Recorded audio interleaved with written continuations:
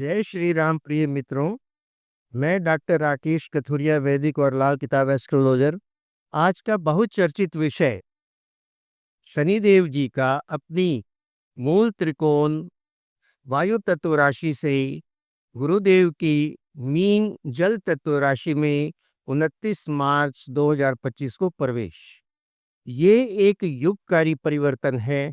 जब शनिदेव जी गुरुदेव की मीन राशि में प्रवेश करते हैं, ये काल पुरुष की अंतिम राशि है, जो एक साइकिल कंप्लीट होने का आपको कंफर्मेशन देती है और दूसरा साइकिल आगे का शुरू होने की घोषणा करती है।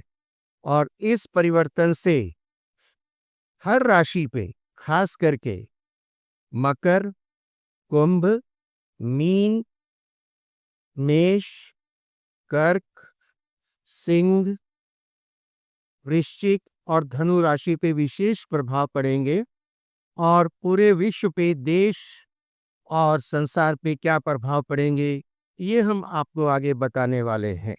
मुंडेन अफेयर भी पूरा डिस्कस करेंगे और राशियों को क्या उपाय करने हैं जो वो इस परेशानी से बच सकें, ये अंत में बताया जाएगा।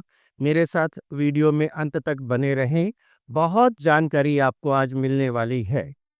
इस समय मीन राशि में 6 ग्रह हो जाएंगे जब शनिदेव जी प्रवेश करेंगे। वहाँ राहु पहले से हैं, सूर्यदेव पहले से हैं, बुध हैं, शुक्र हैं और अमावस होने के कारण चंद्रमा भी वहाँ विराजित है। मीन राशि ही होगी उस दिन। और ये 6 ग्रहों के सामने 7वां ग्रह केतु है और इंटर्न केतु को चौथी पूर्ण दृष्टि से मंगल जी देख रहे हैं और पंचम पूर्ण दृष्टि से गुरुदेव देख रहे हैं, जो कि इंटर्न केतु जी बाकी 6 ग्रहों को देख रहे हैं। तो यदि हम बारीकी से देखें तो इस घटना में 9 के 9 ग्रह इन्वॉल्व हैं और ये एक दुर्लभ, रेयर खगोलीय घटना है जिसका हर एक पे प्रभाव आने वाला है। आप याद कीजिए, जो मेरी उम्र के लोग हैं, सीनियर सिटीजन या लगभग 30 से 40 साल के जो युवा है, वो याद करें कि 1993, 94, 95 में क्या आपके घरों में इंटरनेट था, मोबाइल था, के पास फेसबुक, यूट्यूब और इंस्टाग्राम, क्या इस तरह के सोशल मीडिया थे? तो आप कहेंगे नहीं, बिल्कुल नहीं थे। और आपको याद होगा जब इंट्रोड्यूस हुआ मोबाइल फोन, तो ये एक स्टेटस सिंबल था। लेकिन आज जन जन के हाथ में है और इसके बगैर आपका सर्वाइवल ही नहीं है। आपका फोन नंबर रजिस्टर्ड है हर जगह, आप उसी से पहचाने जाते हैं और हर चीज पे आपकी ओटीपी आती है। अब शनि देव जी वायु तत्व के हैं और वो प्रवेश कर रहे हैं जल तत्व की राशि मीन में। अब देखिए, जल के अंदर बहुत सी घटनाएं होंगी। जल के अंदर जहाज चलते हैं, इससे इंटरनेशनल ट्रेड पे असर आएगा, बढ़ेगा वो। जल के अंदर राहु भी है शनिदेव जी के साथ, इसे पितृदोष बोला जाता है, पिशाच दोष बोला जाता है। और पिशाच भी अदृश्य हैं, राहु भी अदृश्य हैं, छाया ग्रह हैं। तो जल के अंदर अदृश्य क्या होती है? पनडुब्बी। आप देखेंगे पनडुब्बी टेक्नोलॉजी में भी बहुत ज़्यादा उन्नति होगी। और मैं ये कहूँ कि ये आकाश की ऊंचाइयां छू जाएगी तो ये गलत है, ये पाताल की गहराइयों को छू जाएगी। और हो सकता है अगले 30 वर्ष के अंदर अंदर ये जनता के लिए लॉजिस्टिक का भी एक साधन बन जाए, एक देश से दूसरे देश जाने का। और जल के अंदर क्या हो सकता है? आप देख रहे हैं कि जल के अंदर यूट्यूब रेल चल रही है, जो कि ऊपर से नहीं दिखती है लेकिन अंदर से चलती है और बहुत तेजी से एक जगह से ये दूसरी जगह पहुंचा देती है। तो आप देखेंगे कि ट्यूब रेल अगले 30 सालों में लॉजिस्टिक का एक बहुत बड़ा साधन संसार में बन जाएगी। राहु और शनि और साथ में सूर्य, ये पीड़ित है राहु और शनि से।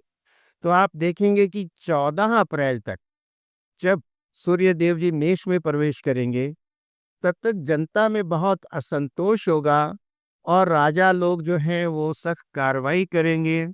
इससे खास करके मुस्लिम देशों में आप देखेंगे कि बहुत ज़्यादा रक्तपात और उग्रता हो जाएगी और असंतोष हो जाएगा, क्योंकि मंगल भी इंटर्न केतु के थ्रू देख रहे हैं और केतु मंगलवत होता है, राहु शनिवत होता है।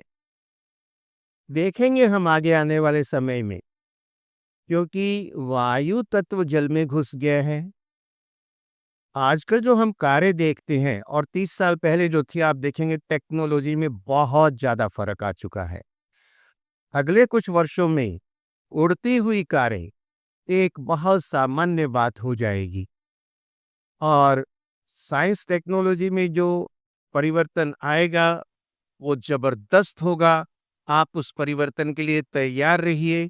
आपके घरों में जो बाई काम करती हैं, आपके नौकर चाकर काम करते हैं, जिस तरह से हमारे घरों में इंटरनेट, लैपटॉप, कंप्यूटर, मोबाइल घुस गए हैं, आने वाले कुछ वर्षों में घरों में बाई की जगह रोबोट काम करने लगेंगे और वो ये ज़बरदस्त सोशियो इकोनॉमिक चेंज होगा।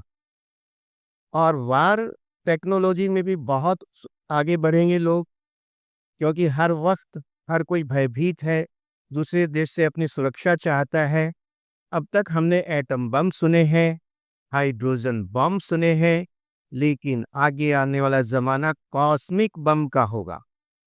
और ये परिवर्तन जल के अंदर, थल पे, आकाश में और अंतरिक्ष में हर जगह होने वाला है, क्योंकि 6 ग्रहों का जो षडग्रही जो योग बन रहा है उसमें पाताल, जल, थल, नभ, अंतरिक्ष सब कुछ समा गया है, कोई ग्रह नहीं बचा है।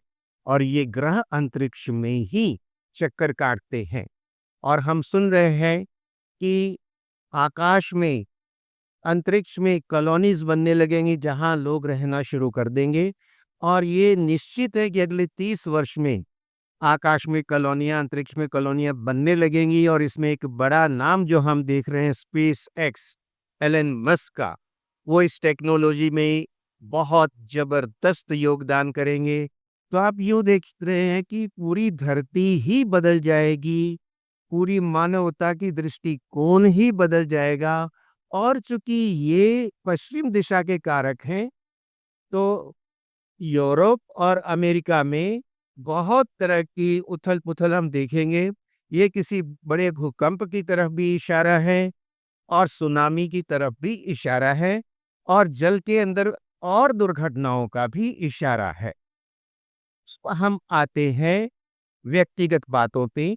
अभी तक मकर, कुंभ और मीन राशि की साढ़े सती चल रही है, लेकिन जैसे ही ये परिवर्तन होगा, मकर राशि से साढ़े सती समाप्त हो जाएगी। उनके लिए बड़ी खुशखबरी है, वो राहत की सांस लेंगे और उनके जो काम बिगड़ गए थे, जो समस्या आ गई थी, उनका निदान होना शुरू हो जाएगा। अब शनि देव जी की कृपा उन पे आने लगेगी और उनके जीवन में बहुत ज़्यादा प्रोग्रेस होने लगेगी। अब तक कुंभ राशि के सिर पे शनि देव जी सवार हैं, यद्यपि ये उनकी स्वयं की राशि है, मूल त्रिकोण राशि है, लेकिन कर्मफल दाता है शनि देव जी, ब्रह्मांड के महान्यायाधीश हैं। तो जहां भी किसी की जो गलती है, जो कर्मफल है, उसके हिसाब से वो न्याय करते हैं, चाहे ये उनकी अपनी राशि हो या कोई और राशि हो। तो कुंभ राशि वाले भी बहुत पीड़ित थे। इस परिवर्तन के साथ उनकी उतरती ढैया शुरू होगी और उनके जीवन में थोड़ी राहत की सांस आएगी। और मीन राशि के ऊपर ये सवार हो रहे हैं, तो वो मीन राशि वाले हो जाएं सावधान। उनके सिर पे शनि देव जी सवार हो गए हैं और इस समय उनके कर्मों का पूरा हिसाब किताब वो करेंगे। और राहु केतु उनके एजेंट होते हैं, जो कि उनके साथ इस समय इस परिवर्तन में शामिल हैं। अब चूंकि एक राशि मकर की साढ़े सती उन्होंने बख्श दी, तो एक और राशि, अगली राशि जो है मेष, उसकी साढ़े सती प्रारंभ होगी।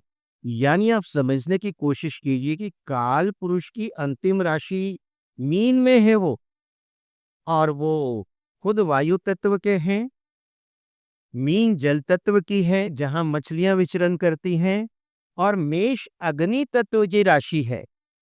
यानी शनिदेव जी की पकड़ में इस समय वायु, जल और अग्नि तत्व तीनों उनकी पकड़ में आ गए हैं।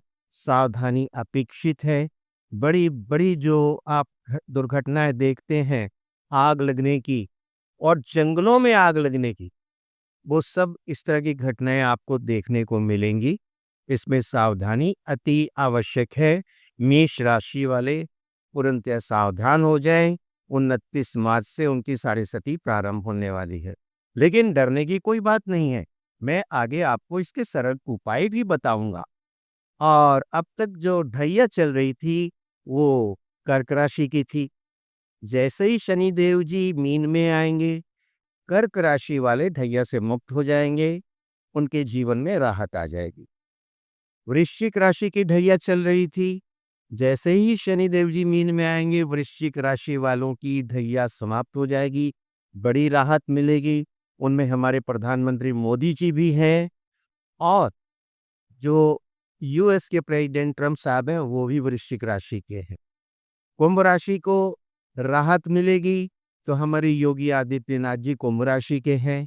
देखिएगा उनकी प्रशासकीय क्षमताएं भी आगे बढ़ेंगी और देश में और विश्व में सुधार होने की संभावनाएं बढ़ेंगी। और अब हम आप बताते हैं कि सुधार तो होगा, लेकिन हर राशि वालों को सावधानी रखनी है, क्योंकि बहुत से लोग यानी लगभग 10% लोग ऐसे होते हैं जिनका शनि नीच राशि मेष में होता है, या शत्रु राशि सिंह में होता है, या अन्य इसी कारण से वो पीड़ित होता है। लाल किताब के सिस्टम के हिसाब से पीड़ित होता है। जैसे लाल किताब ये कहती है, शनि अगर पहले के भावों में है यानी कुंडली के 1 से 6 तक, और राहु बाद के भावों में 7 से 12 तक, तो शनि अच्छे प्रभाव देता है। लेकिन राहु पहले के घरों में आ गया और शनि बाद के घरों में आए तो उनका प्रभाव बुरा हो जाता है। तो अब हम वैदिक और लाल किताब दोनों को समझते हुए चलेंगे। इसमें से राशि सारी प्रभावित होंगी। कुछ राशियों को राहत है, ज्यादातर के लिए समस्या बनी हुई है।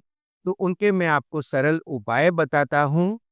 आप प्रतिदिन स्नान करते समय पानी के अंदर थोड़ा सा कच्चा दूध मिला लें, अपने ऊपर से उतार कर जटा वाला नारियल नदी या सागर में प्रवाहित करें। कौवे की सेवा करते रहें, गाय की सेवा करते रहें, चींटियों को दाना डालते रहें, पक्षियों को दाना डालते रहें, मछलियों को आटे की गोलियां देते रहें।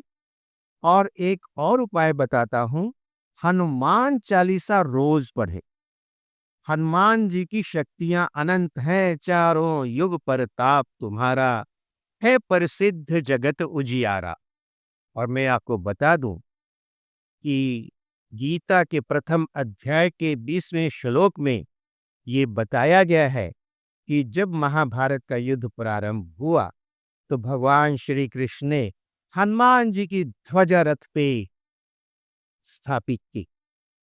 अब भगवान कृष्ण जी ने तो अपने सुदर्शन चक्र को विराम दे दिया था युद्ध के दौरान, लेकिन जो सुरक्षा चक्र था वहां, जो अभेद था, वो हनुमान जी का था। रामायण में हनुमान जी ऑन स्क्रीन थे, युद्ध में उनका जो है निर्णायक रोल था। लेकिन महाभारत में भी वो निर्णायक थे, लेकिन बिहाइंड द स्क्रीन थे।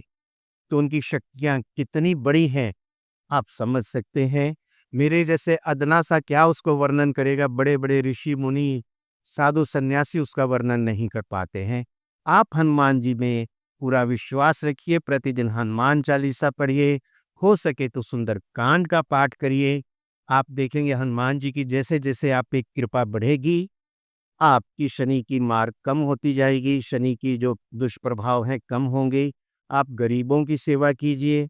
जो लोग समर्थ हैं वो शनिवार के दिन उड़द की खिचड़ी का लंगर लगवाएं, उससे उनको राहत मिलेगी। और एक और उपाय बताता हूँ। शनिवार शाम को शनि देव जी के मंदिर में कुछ सामान ले जाएं जो मैं बताता हूँ, और वहाँ उनको अर्पण करके आएं। छाया पात्र दान करें। एक लोहे की कढ़ाई लें, सरसों का तेल लें, 1.25 मीटर काला कपड़ा लें, काली उड़द 1.25 किलो लें, साधारण चना 1.25 किलो लें, एक काला छाता लें और 23 दीपक 23 दीपक लें। शनि मंदिर में जाके आप लोहे की कढ़ाई में सरसों का तेल डाल दीजिए और उसके अंदर अपना चेहरा देखिए। दांत आपके खुले हों तो आपको तेल के अंदर आपका चेहरा दिखेगा। फिर आप उसके ऊपर हथेलियां ले जाइए, आपको हथेलियों की छाया दिखेगी तेल के अंदर। आप पलट दीजिए, नाखून वाली साइड की छाया दिखेगी। यानी कि सरसों के तेल में आपने अपनी छाया देख ली। इसी को छाया पात्र कहा जाता है। And it is nothing but today's Aadhaar card. आप कैसे बनवाते हैं? 10 उंगलियों की छाप देते हैं, आंखों की फोटो होती, तो वही तो ये है। ये अनंत काल से चला आ रहा है। आप शनिदेव जी को काला कपड़ा, आप जो उड़द ले गए हैं, चने ले गए हैं, समर्पित कीजिए। उनके सामने अपना छाया पात्र रखिए। अब 800 करोड़ लोग हैं दुनिया में, वो तो ब्रह्मांड की महान्यायाधीश हैं, CJU हैं, चीफ जस्टिस ऑफ यूनिवर्स हैं। तो आपने अपना आई कार्ड रख दिया तो वो आपको पहचानेंगे। फिर आप, जैसे हमारा सनातन कहता है कि उनको प्रार्थना कीजिए, हे शनिदेव जी, हे कर्मफल दाता, हे ब्रह्मांड के महान्यायाधीश, अपना नाम गोत्र बोलिए और उनसे प्रार्थना कीजिए अपने भूलों के लिए, पापों के लिए, अपराधों के लिए क्षमा मांगिए और आप उनकी दया की प्रार्थना कीजिए। आपके कष्ट कटेंगे। फिर जो 23 दीपक हैं वो आप सरसों का तेल भर के प्रज्वलित करके शनिदेव जी को समर्पित कीजिए। अब प्रश्न ये आता है कि 23 दीपक ही क्यों, 20 क्यों नहीं, 50 क्यों नहीं? वो इसलिए कि वैदिक काल से शनि के बीज मंत्रों की जो संख्या है जाप के लिए वो 23,000 है। और ये वो मंत्र है, ओम प्राम प्रीम प्रॉम स शनिश्चराय नमः। यानी एक एक दीपक 1,000 बीज मंत्रों के लिए उनको समर्पित है। और वहां बैठ के आप कुछ देर या तो ये बीज मंत्रों का जाप कर लीजिए, या उनका जो एक सिंपल मंत्र है, ओम शम शनिश्चराय नमः, उसका जाप कर लीजिए। एक और मंत्र है, ओम नीलांजन समाभासम रवि पुत्रम, तो चाहे इसका जाप कर लें। आप देखेंगे इतना करने से आपकी राहत मिलेगी। जैसे कोर्ट में आपकी पेशी होती है, आप अगर पेश हो गए, अपना पक्ष प्रस्तुत किया, तो आपकी बातों पे विचार करके आपकी सजा को कम किया जा सकता है। लेकिन आपको सम्मन पे सम्मन इश्यू हो रहा है, आप कोर्ट में हाजिर नहीं हो रहे हैं, तो फिर क्या होगा? आपको पुलिस पकड़ के ले जाएगी, और हमने देखा है ऐसा होते। दूसरी बात, सदाचार का पालन करें, झूठ ना बोलें, किसी की झूठी गवाही ना दें। इंस्टेंट तो आप गेन कर जाते हैं, लेकिन इन द लॉन्ग रन जो वो बाउंस बैक होता है ना, आप उससे बच नहीं सकते। अर्श से फर्श पे आ जाते हैं। मैं आपको कुछ वेल नोन एग्जाम्पल बताता हूँ। विजय माल्या, नीरव मोदी, चंदा कोचर, और अभी एक बहुत धूल उड़ रही है, कोई यशवंत वर्मा करके नाम सुन रहे हैं, वो मीडिया में चर्चित हैं। सुनिएगा क्या होता है आगे आगे। लेकिन जब राहु चोट करते हैं ना, अचानक चोट करते हैं, ये उस केस का रनिंग एग्जाम्पल है। आप देखिएगा, इसलिए मैं सबको सावधान करता हूं कि ऐसा झूठ ना बोले जो किसी को चोट पहुंचा दे, धोखा दे दे। आप उससे बच नहीं सकते। एक और सरल उपाय बताता हूं। आप शनिवार की सुबह पीपल के वृक्ष में जल दीजिए, और शनिवार शाम को पीपल को ये वृक्ष के नीचे दीपक जलाइए सरसों के तेल का। भगवान कृष्ण गीता के 10वें अध्याय में कहते हैं कि वृक्षों में मैं साक्षात अश्वत्थ हूं। अश्वत्थ का मतलब पीपल वृक्ष है। और हम इतने सौभाग्यशाली हैं, पीपल वृक्ष हर गली में उपलब्ध हैं, और ये 24 घंटे प्राणवायु ऑक्सीजन देते हैं, जिसे साइंस आज तक डिकोड नहीं कर पाई है। और पीपल के वृक्ष में ही शनिदेव जी का वास है, पिपलाद ऋषि का वास है और हमारे पितरों का वास है। यानी जिसे हम कहते हैं सिंगल विंडो क्लियरेंस, ये वो है। आप पीपल की जड़ में जल देते रहिए, आप देखेंगे कि शनि की ढैया साढ़े सती में या पीड़ा में आपको राहत आने लग गई है और आप सरलता से प्रभु सुमिरन करते हुए, उपाय करते हुए, अच्छा आचरण करते हुए शनि की ढैया से और साढ़े सती से आगे बढ़ जाएंगे और उसके बाद जीवन और भी अच्छा होगा। लेकिन इस युगकारी परिवर्तन के लिए तैयार रहिए, जो कि कभी कभी आता है। और ये इतने ग्रहों, 9 के 9 ग्रहों का आपस में संबंध एक जबरदस्त सोशियो इकोनॉमिक परिवर्तन करने वाला है, पूरे संसार के आपस के संबंधों में परिवर्तन करने वाला है और व्यक्तिगत जीवन में भी ये संबंधों को परिवर्तित करने वाला है। अच्छा रखने के लिए जो उपाय मैंने बताए वो आप जो है अपनाएं और व्यक्तिगत जानकारी के लिए मुझे संपर्क कर सकते हैं आप दिए गए नंबर पे। और मैं ये चाहता हूँ कि इसका सभी लाभ उठाएं। विश्व का कल्याण हो, प्राणियों में सद्भावना हो, सर्वे भवन्तु सुखिनः, सर्वे सन्तु निरामय। जय श्री राम।